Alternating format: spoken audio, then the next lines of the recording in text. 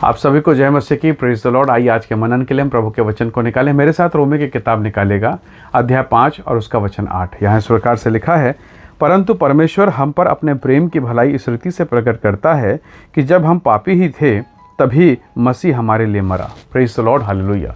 प्रभु के लोगों, परमेश्वर के अनुग्रह को देखिए। जब हम पापी थे, हमारा प्रभु यीशु मसीह हम पापियों के लिए मरा।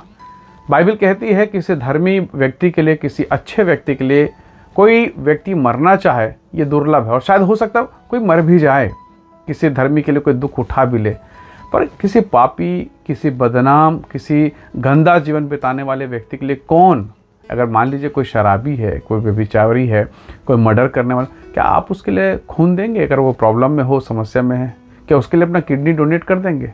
शायद नहीं, बहुत मुश्किल है, असंभव है।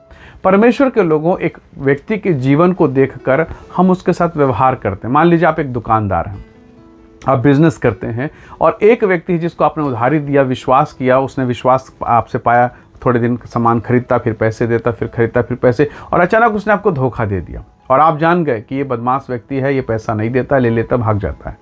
क्या ये जानकर भी आप उस पर दया करेंगे, उसे फिर से सामान उधार में देंगे? कदापि नहीं। और जो इस घटना को सुनेगा वो भी नहीं देगा, वो बंद कर देगा। परमेश्वर के लोगों, आप उस व्यक्ति पर उसके चरित्र, उसके व्यवहार के आधार पर प्रेम करते हैं, व्यवहार करते हैं, दया करते हैं। यदि उसका व्यवहार अच्छा है, उसका रिस्पॉन्स अच्छा है, तो आपके प्रेम और कृपा का वो पात्र बनेगा। बाइबल कहती है, परमेश्वर का वचन कहता है, इसी प्रकार संसार का रीति है, लेकिन परमेश्वर की रीति, परमेश्वर का नियम देखिए। जब हम पापी थे, जब हम कर्जदार थे, जब हम गुनाहगार थे, जब हम में कोई अच्छी बात नहीं थी, तब यीशु हमसे प्रेम किया और हमारे बदले क्रूस पर चढ़ा। ये जानकर भी कि हम गुनाहगार हैं। प्रभु यीशु मसीह जानते थे यहूदा इस्करियोती उनको पकड़वा देगा। स्पष्ट बाइबल में लिखा है, साफ साफ शुरुआत में। अगर आप मत्ती के सुसमाचार 10 अध्याय को निकाल कर पढ़ें, विशेषकर 1, 2, 3, 4, 5 पदों में, तो वहाँ पर लिखा है यहूदा इस्करियोती के बारे में। पूरे पैराग्राफ में शिष्यों के, प्रेरितों के चुने जाने के बारे में लिखा, और लिखा है यहूदा इस्करियोती के बारे में जिसने उसे पकड़वा भी दिया। प्रभु सब जानते थे, पर सवाल ये, उसको क्यों चुना? उसे क्यों चुना? या मुझे और आपको परमेश्वर ने क्यों चुना? मैं आपसे एक सवाल पूछना चाहता हूँ। वो सामरी स्त्री जिसने पूरे गांव को बिगाड़ा, जो 5 पति कर चुकी, जिसके साथ वो है, यानी 6वें के साथ, वो भी उसका पति नहीं, सब पूरा माहौल गंदा करके रखा है। उसने ऐसा कौन सा भक्ति का काम किया, ऐसा कौन सा महान काम किया कि प्रभु यीशु मसीह, जगत का उद्धार करता, सृष्टि का सृजनहार, याकूब के कुएं के पास बैठकर उसे ज्ञान दे रहा है, उसे शिक्षा दे रहा है, उसे उद्धार का मार्ग बता रहा है, उसे मुक्ति का मार्ग बता रहा है। क्या ऐसा भला काम उसने किया? कुछ भी नहीं। फिर क्यों? सवाल एक ही है और उस सवाल का जवाब ही एक है, और उसका उत्तर यह है कि प्रभु यीशु मसीह पापियों को बचाने आए। प्रभु यीशु मसीह ने उससे प्रेम किया क्योंकि वो पापी उससे प्रेम करते हैं, उसे बचाना चाहते हैं, उसकी आत्मा नाश ना हो, उसका जीवन नाश ना हो। हालेलुया। प्रभु के लोगों, यदि परमेश्वर ने मुझे और आपको बचाया तो उसका कारण है, और उसका कारण एक ही है कि वो आपसे मुझसे प्रेम करता है, वो आपसे मुझ पर अनुग्रह करना चाहता है। क्या आप जानते हैं उसने आपको क्यों चुना? जबकि आपके पाप के बारे में, मेरे पाप के बारे में, आपके और मेरे जीवन के बारे में कोई नहीं जानता। वो अंदरूनी बातें केवल आप और मैं जानते हैं। पर क्यों ऐसा हुआ? हालेलुया। क्यों प्रभु ने हम पर अनुग्रह किया? उसका एकमात्र कारण यह है कि यीशु मसीह हमसे प्रेम करते हैं, यीशु मसीह हम पर अनुग्रह करना चाहते हैं। प्रभु के लोगों, वो जानकर भी कि हम सही जीवन नहीं बिता रहे, फिर भी उसने हमसे प्रेम किया, हमारे पापों को क्षमा किया। हम प्रेयर लाइफ में कमज़ोर हो जाते हैं, हम प्रार्थना में शायद जी चुराना चाहते हैं, कई बार हम वचन नहीं पढ़ते हैं, हमारा पवित्रता का जीवन गड़बड़ है, कई प्रकार की बातें, फिर भी वो सच्चा पिता है, वो अभी भी प्रेम कर रहा है। उड़ाऊ पुत्र का दृष्टांत जब यीशु ने कहा तो यीशु के हृदय को समझिए। तो ये बताना चाहता है कि एक बेटा अगर बिगड़ भी जाए, पिता की संपत्ति को उड़ा भी दे, अगर वो गंदे जीवन में भी चला जाए, तब भी स्वर्गीय पिता उसका हृदय खुला है, उसका दरवाज़ा खुला है। अगर अभी भी वो पश्चाताप कर ले और ये कह दे कि हे स्वर्गीय पिता, मैं अपराधी हूँ, मैं अधर्मी हूँ, मेरे पापों को क्षमा कर, मैंने सच में आपके विरुद्ध में पाप किया, परमेश्वर का वचन कहता है स्वर्ग का दरवाज़ा हमारे लिए खुला है। हालेलुया। कितना अनोखा प्रेम है, कितनी अद्भुत दया है कि प्रभु यीशु मसीह ने अनुग्रह किया, हम पापियों से प्रेम किया।